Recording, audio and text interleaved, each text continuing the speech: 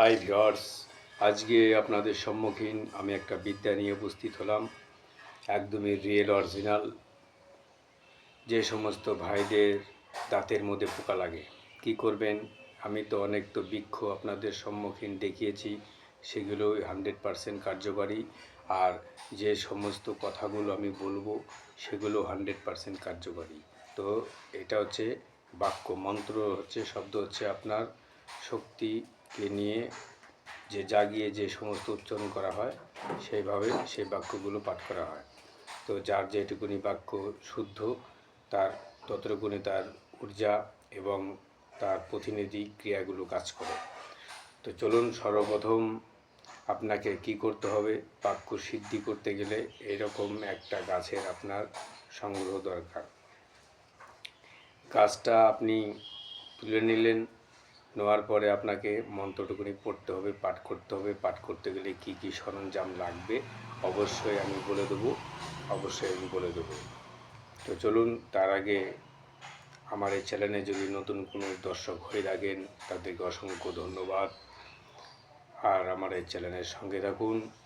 আরও তন্ত্রমন্ত্র বিদ্যা যেটুকুনি আমি আপনাদের সম্মুখীন পরীক্ষিত হয়, যেটুকুনি কাজ হয়, আমি সেইটুকুনি তুলে ধরার চেষ্টা করব এবং করি।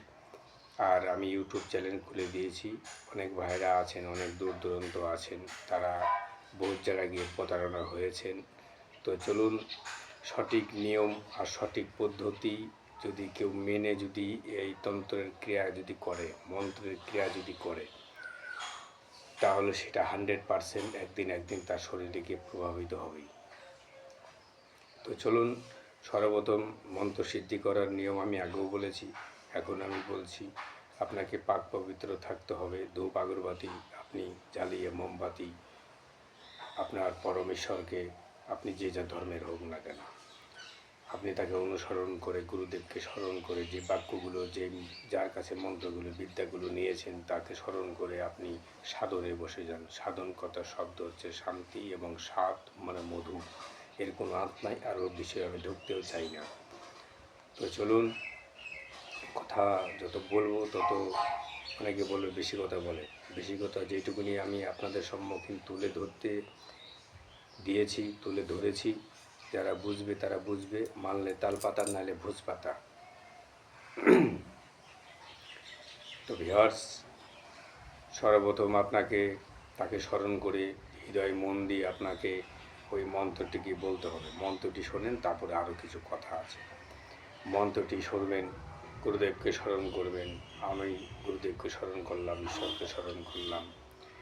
তখন বলতে হবে, ওম অন্তের পক্ষে দুটি ভাই, ফকিরে চার ফকিরে কয়, দাঁত রসা ভালো হয়, জেনে যে না বলে বংশ তার নিবংশ হয়, আল্লাহ হোসেনের দয়। তো ভিউয়ার্স, তো এইটা একটা ভারী একটা